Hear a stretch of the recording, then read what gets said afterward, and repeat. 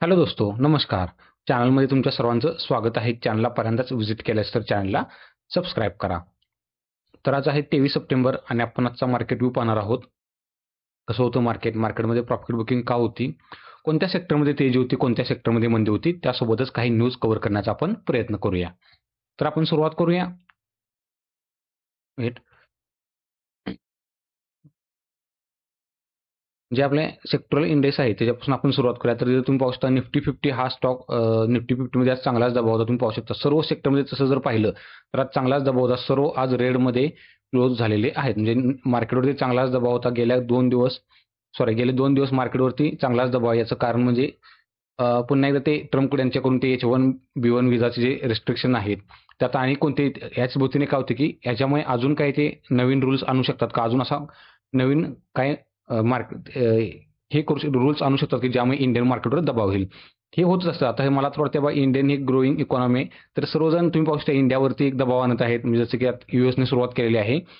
तर तेच फायदा तो स्वतःचा पाहत आहेत की स्वतःचा फायदा पाहण्यापेक्षा इंडियाला कसं दाबता येईल. प्रत्येक गोष्टी तुम्ही पाहू शकता इंडियन्सना त्यांनी प्रेशर केलेलं आहे. म्हणजे पॉईंट आउट केलेलं आहे इंडियन्सना, कुणी ट्रम्प याने.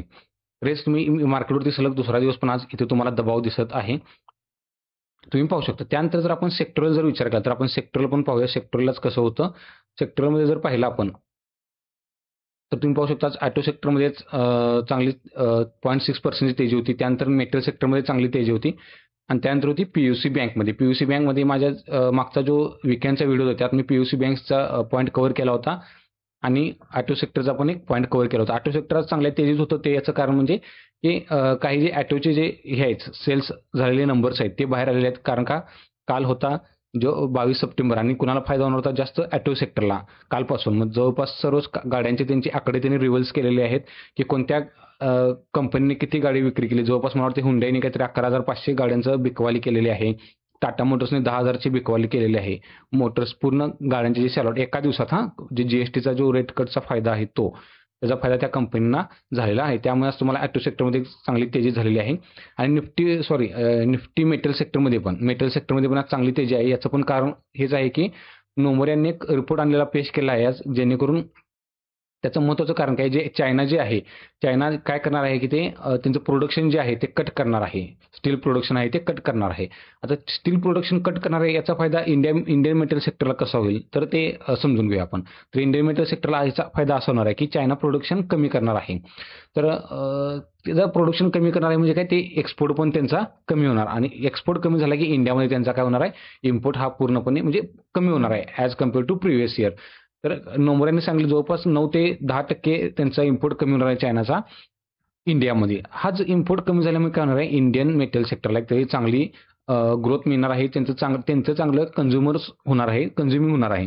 मग त्याचा फायदा सगळ्यात जास्त 2 स्टॉक्स कुणाला होणार आहे तर ते 2 स्टॉक्स आहेत ते म्हणजे एक JSW स्टील आणि एक आहे तो जिंदाल स्टील. दोन्ही पण जे आहे ते JSW आणि एक जिंदाल स्टील या 2 कंपन्यांना त्याचा फायदा होणार आहे. हा जो आहे तो नोमुरांचा रिपोर्ट आहे. त्यामुळे आज मेटल सेक्टरमध्ये आज चांगली तुम्हाला तेजी पाहायला मिळालेली आहे. त्यानंतर जर पाहिलं तर आज मेटल सेक्टरमध्ये जर तुम्ही पाहिलं तर मेटल सेक्टरमध्ये तुम्ही पाहू शकता जिंदाल स्टील आहे. परत JSW स्टील आहे. अडाणी एंटरप्राइजेसमध्ये ह्यांना पण चांगली तेजी होती. सेलमध्ये परत त्यानंतर तुम्ही पाहू शकता NMDCमध्ये हे जे मेटल सेक्टर्स आहेत ह्यांच्यामध्ये चांगली तेजी. हिंद कॉपरमध्ये पण जवळपास 3.5% चांगली तेजी होती. जिंदाल स्टीलमध्ये पण 3% ही चांगली तेजी होती. त्यामुळे एका रिपोर्टमुळे आज मेटल सेक्टरला पण एक चांगली तेजी आलेली आहे. त्यानंतर आपण पाहू शकता पीयूसी बँकमध्ये पण आज चांगली तेजी होती. पीयूसी बँक तुम्ही पाहू शकता पीयूसी बँकचा टॉप गेनर्स आणि लुजर्स आहेत. त्यामध्ये तुम्ही पाहू शकता कॅनरा बँक हा स्टॉक जो आहे आपण कव्हर केला होता विकेंडच्या व्हिडिओमध्ये. त्यानंतर SBI आहे, PNB बँक वगैरे आहेत ते नॉमिनल क्लोजिंगमध्ये बंद झालेले आहेत. आणि जर सर्वात कुठे दबाव होता तर तो इंडियन बँकवरती होता. त्यात चांगलाच दबाव तुम्हाला पाहायला मिळाला आहे. बाकी सर तुम्ही बघता की इथे कॅनरा बँक, SBI बँकमध्ये चांगली तेजी जवळपास 1.5 ते 2%ची तेजी तुम्हाला या स्टॉक्समध्ये पाहायला मिळालेली आहे. त्यानंतर जर आपण पाहिलं तर FMCG सेक्टरवर चांगला दबाव होता. FMCG सेक्टरवरती चांगला दबाव होता. तर ते कोणत्या स्टॉक्सवरती आज सगळ्यात दबाव होता तो म्हणजे Godrej consumer products, Radico Khaitan, Britannia, Hindustan Unilever, Nestle India हे स्टॉक्सवरती जवळपास मेरिको पण आहे, डाबर पण आहे. जवळपास 1.5 ते 3.5% आज स्टॉकवरती तुम्हाला दबाव पाहायला मिळालेला आहे. दबाव कुठे नव्हता, फक्त युनायटेड स्पिरिट्स एक आणि पतंजली एक आणि UBL युनायटेड ब्रेवरेज लिमिटेड ह्या स्टॉक्सवरती तुम्हाला दबाव पाहायला मिळालेला नाही. इथं तुम्हाला एक चांगली म्हणजे युनायटेड ब्रेवरेज लिमिटेडमध्ये एक चांगली अच्छी खासी खरेदी जवळपास 1 ते 6% तेजी तुम्हाला पाहायला मिळालेली आहे. त्यानंतर आपण करूया मार्केटची आज निफ्टी 50 जी चालू होती ती आपण करूया. निफ्टी 50 मध्ये आज चांगलीच स्टार्टिंगला इथं तुम्ही पाहू शकता जरा थोडाफार दबाव होता, आलता, प्रेशर आलतं इथं मार्केटमध्ये आणि प्रॉफिट बुकिंग आली होती. जवळपास मला वाटते 2580च्या लेवलपासून निफ्टीने परत एकदा रिकव्हरी दिलेली आहे चांगली. जे निफ्टी मी पण सारखं म्हणतो की काय 25,000ची लेवल एक स्ट्रॉंग सपोर्ट आहे. हा जो सपोर्ट आहे 25,000चा एक स्ट्रॉंग सपोर्ट असणार आहे, कारण एक स्ट्रॉंग रेजिस्टन्स होता आणि तो स्ट्रॉंग रेजिस्टन्स एक चांगला ब्रेकआउट केला होता, एक मिनिंगफुल ब्रेकआउट केला होता विथ अ लॉजिकल ब्रेक तुम्ही काय म्हणता त्याला टेक्निकल चार्टने आणि विथ जे तुम्ही ज्यावेळी तो डाटा जर पाहिला असता त्यावेळी जो हे OI डाटा होता त्यावेळी पण तुम्ही एक मिनिंगफुल डाटा होता तो, त्यामुळे एक स्ट्रॉंग सपोर्ट आहे. आणि ॲज तुम्ही जर ह्याचा जर विचार केला एक सायकोलॉजिकल लेवल 25,000 तो पण एक चांगला स्ट्रॉंग सपोर्ट आहे. तर त्यानंतर तुम्ही पाहता टाटा इन्व्हेस्टमेंट जो हा हे आहे टाटा इन्व्हेस्टमेंट कॉर्पोरेशन, हा जो स्टॉक आहे लिस्टेड स्टॉक आहे. भरपूर जणांना माहीत पण नसेल, पण हे सांगतो मी. टाटा इन्व्हेस्टमेंट कॉर्पोरेशन हा शेअर्स आहे. हा जवळपास मला वाटतं आज 11% वरती होता. याचं कारण पण तसंच आहे की तुम्ही बघू शकता इथं आपण हे सर्व तुम्ही वाचू शकता तुम्ही ऑन युअर ओन ॲनालिसिस. तर इथं जवळपास इथं मार्केट क्लोज होता जवळपास मला वाटतं इथं 10%च्या आसपास 11%च्या आसपास क्लोज झालेला आहे. इथं मी ड्युरिंग द मार्केट हा स्क्रीनशॉट घेतला होता. तर काय झालं आहे की कंपनीने स्टॉक अनाउन्समेंट केलेलं आहे. कशामध्ये? शेअर स्प्लिटमध्ये तुम्ही पाहू शकता शेअर स्प्लिटमध्ये केलेलं आहे. तर शेअर स्प्लिट किती होणार आहे? 1:10. म्हणजे फार मोठी गोष्ट आहे की 1:10 जवळपास मला वाटतं आता 7,000चे आसपास काहीतरी लेवल आहे ते जवळपास तुम्हाला ₹700च्या आसपास तुम्हाला मिळणार आहे. म्हणजे ह्याचं काय होतं की बाबा व्हॅल्युएशन तुम्हाला एक कमी दिसतं, कम्फर्टेबल कमी होतं आणि लिक्विडिटी मार्केटमध्ये वाढते आणि तुम्हाला एक स्वस्त स्टॉक दिसतो तो. त्यामुळे काय होतं तिथं बाईंगची एक अपॉर्च्युनिटी तुम्हाला फाइंड होत होती. त्यामुळे कंपनीमध्ये काय होतं की असा एक उछाल तुम्हाला एक पाहायला मिळते. ही काय नॉर्मल गोष्ट आहे, तुम्हाला सर्वच गोष्टीमध्ये तुम्हाला पाहायला मिळते. सर्व स्टॉक्समध्ये म्हणजे जे तुम्हाला 1:5 1:10च्या आसपास तुम्हाला जे तुम्हाला स्टॉक स्प्लिट्स किंवा बोनस तुम्हाला अनाउन्समेंट करतात तिथे. त्यानंतर जर पाहिलं तर सर्व क्लोज करतो. जीएमडीसी शेअर्स हा पण जीएमडीसी शेअर्स आहे जवळपास तुम्हाला 13% हायमध्ये पाहायला मिळाला आहे. ह्या स्टॉक्समध्ये पण जवळपास गेल्या काही दिवस चांगली स्टेज आहे. तर जीएमडीसी कशामध्ये मायनिंगमध्ये काम करते. हा पण एक गव्हर्नमेंट स्टॉक्स आहे. तर त्यामध्ये काय नेमकं होतं की तुम्ही इथं पॉज करून पूर्णपणे वाचू शकता. म्हणजे ओव्हरव्ह्यू काय आहे कंपनीचा हा. तर तुम्ही इथं पॉज करून हा पूर्णपणे वाचू शकता. काय आपण इथं कव्हर करत नाही. फक्त आता कंपनीचा जो मिनिंगफुल डाटा आहे महत्त्वाचा हा डाटा आपण कव्हर करूया. जो का रिटर्न तर रिटर्न पाहू शकता तुम्ही गेल्या 5 वर्षात जवळपास 14% रिटर्न आहे. गेल्या 1 वर्षात 72% तुम्ही पाहू शकता. निफ्टी 50मध्ये काही सुद्धा रिटर्न नाही. तर जीएमडीसी स्टॉक्सने जवळपास 72 ते 70% चांगलाच रिटर्न दिलेला आहे. की त्यातल्या त्यात गेल्या 6 महिन्यात कंपनी 127% रिटर्न दिलेला आहे. आणि गेल्या 1 महिन्यात पाहिला तर 50%च्या आसपास कंपनी रिटर्न दिलेला आहे. एक चांगली कंपनी एक ग्रोथ म्हणून आलेली आहे. बार मी कव्हर केलेला आहे हा स्टॉक्स.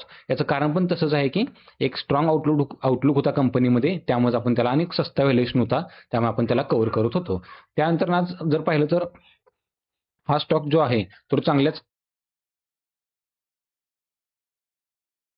ह्याच्यामध्ये होता, चांगल्या तेजीमध्ये होता. तो म्हणजे होता एक शिपिंग यार्ड कंपनी आहे. कोणती? ती एक लिडिंग शिपिंग यार्ड कंपनी आहे ती म्हणजे कोचिन शिपयार्ड. इंडियामध्ये एक चांगलीच कंपनी आहे shipping yard, Cochin shipyard expand. तर याचं कारण पण तसंच होतं की चांगल्या तेजीत आज कंपनी 2 MOUs चांगले केलेले आहेत. एक आहे ती म्हणजे कुणासोबत केलेली आहे? Partnership with HD Korea. HD Korea एक काय आहे? एक कोरियाची कंपनी आहे, शिप बिल्डिंग कंपनी आहे. दुसरी आहे तामिळनाडू गव्हर्नमेंट. ह्या दोघांसोबत त्यांनी एक पार्टनरशिप केलेली आहे, एक MOU. आता HD कोरियासोबत नेमकं काय झालेलं आहे? तर HD कोरियासोबत ते पण आपण पाहूया. ते पण तुम्हाला एक्सप्लेन करून सांगतो. तर कंपनीने एक स्ट्रॅटेजिक हे केलेली आहे की पार्टनरशिप केलेली आहे. तर तिथं काय होणार आहे की कोचिन शिपयार्डने याच फायनान्शियल इयरला एक नवीन ग्रीनफील्ड ओपन केलेलं आहे, जिथे की काय होणार आहे शिप रिपेअर्स होणार आहेत त्या डॉकमध्ये. तर तिथे किती शिप त्यांचं काय म्हणजे हे किती आहे त्यांची कॅपॅसिटी? वर्षाला फक्त 6 वेसल्स शिपयार्ड तिथं म्हणजे रिपेअर करू शकतात फक्त. म्हणजे तुम्ही पाहू शकता इन्व्हेस्टमेंट किती मोठी आहे या सेक्टरमध्ये. त्यामुळेच कंपनीला काय होतं तुम्हाला त्यांच्या मार्जिन्सवरती थोडाफार इथं दबाव वगैरे दिसतो, कारण का त्यांचं एक्सपान्शन खूप चालू आहे आणि त्यातच अजून कंपनी एक्सपान्शन करत आहे. आणि तिथं पण आता company has plans 3700 crore block fabrication faculty in Kochi. Tamil Nadu government सोबत कंपनी एक नवीन एक केलेली आहे. आणि त्यातच काय involves 15,000 crore greenfield investment few in new shipyard, म्हणजे अजून एक 15,000चा त्यांचा करोडचा जे इन्व्हेस्टमेंट आहे ते पण न्यू शिपयार्डमध्ये त्यांचं चालू आहे. आणि दुसरं कोणतं आपण हा Cochin shipyard has sign MOUs with HD Korean shipbuilding and offshore engineering and the Tamil Nadu government. आपण हे पाहिलंच आहे. HD कोरियन शिपयार्ड जे आहेत त्यांच्यासोबत सुद्धा ते काय केल्यात, HD कोरियन काय करणार आहेत, त्यांचे शिपयार्ड वगैरे आहेत तिकडे अरेबियन सी मध्ये किंवा थ्रू द आफ्रिकेला वगैरे जात असतात. तर त्यांचं काय होणार आहे की त्याचं कोचिन शिपयार्डमध्ये त्यांची रिपेअरिंग वगैरे होणार आहे. त्यानंतर ह्या आठवड्यात जवळपास चांगला स्टेज येत होता आणि चांगल्या चर्चेत होते ते म्हणजे अदानी ग्रुपचे सर्व गौतम अदानी हे त्यांचे जे आहेत प्रोमोटर्स, तर ते चांगल्या चर्चेत होते. याचं कारण पण तसंच आहे. याचं कारण म्हणजे काय होतं की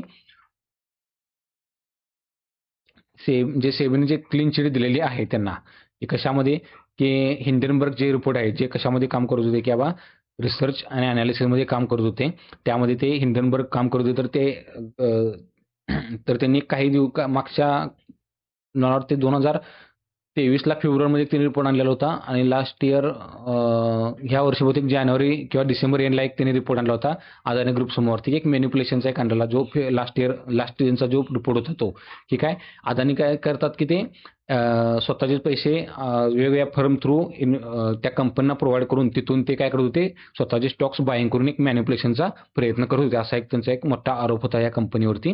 तर त्याला काय झालं, क्लीन चिट मिळालेली आहे. तर क्लीन चिट नंतर काय झालंय, तर तुम्ही पाहू शकता जवळपास $13 बिलियन त्यांच्या गेन झालेल्या आहेत. कशामध्ये, ओव्हर द ट्रू ट्रेडिंग सेशनमध्ये. फक्त आणि फक्त 2 ट्रेडिंग सेशनमध्ये जवळपास त्यांची वेल्थ किती वाढलेली आहे, $13 बिलियन. आणि टोटल किती वेल्थ झालेली आहे, $95 बिलियन. $95 बिलियन त्यांची नेटवर्थ झालेली आहे आता गेल्या 2 दिवसात, म्हणजे एवढा वाढलेला आहे. आणि कुणाच्या पाठीमागे आहेत, जस्ट मुकेश अंबानी यांच्या पाठीमागे आहेत. तर किती, $18 बिलियन.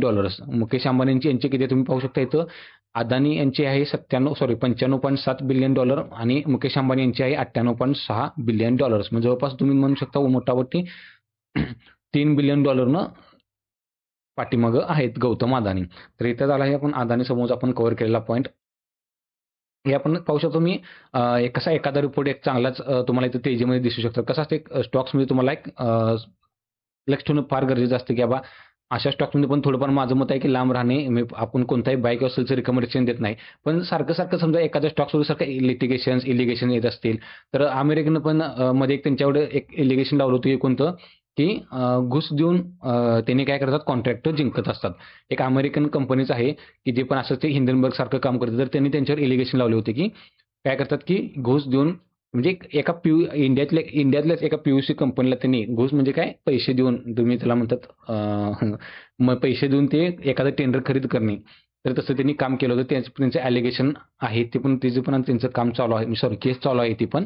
पाहू शकता. तर अशा स्टॉक्समध्ये माझं तर मत आहे की तुम्ही लांबच राहा. मार्केटमध्ये भरपूर स्टॉक्स आहेत जिथे तुम्ही काम करू शकतात. अशा स्टॉक्समध्ये काम करणं टाळावे असं माझं मत आहे. हां, एखादा चांगला स्टॉक समजा असेल तर मला वाटते अदानी ग्रुपचा एक चांगला स्टॉक आहे. अदानी पॉवर एक चांगला, म्हणजे फंडामेंटल चांगला स्टॉक आहे तो ॲज कम्पेअर्ड टू अदर ग्रुपपेक्षा. तर हे झाले आपण आजचे कव्हर केलेले पॉईंट तुम्ही पाहू शकता इथं. जवळपास सुरुवातीपासून आपण चांगले पॉईंट कव्हर केलेले आहेत. त्यामध्ये आपण सेक्टरल इंडायसेस पाहिलेले आहेत. त्यानंतर ब्रॉडर मार्केट पाहिलेले आहे, टाटा इन्व्हेस्टमेंट, कोचिन शिपयार्ड आणि असे अदानी ग्रुपचा जे न्यूज आहेत तर आपण इथं कव्हर करण्याचा प्रयत्न केलेला आहे. तर मित्रांनो, व्हिडिओ आवडला असल्यास व्हिडिओला लाईक करा, शेअर करा आणि चॅनलला सबस्क्राईब करा. थँक्यू. जय हिंद.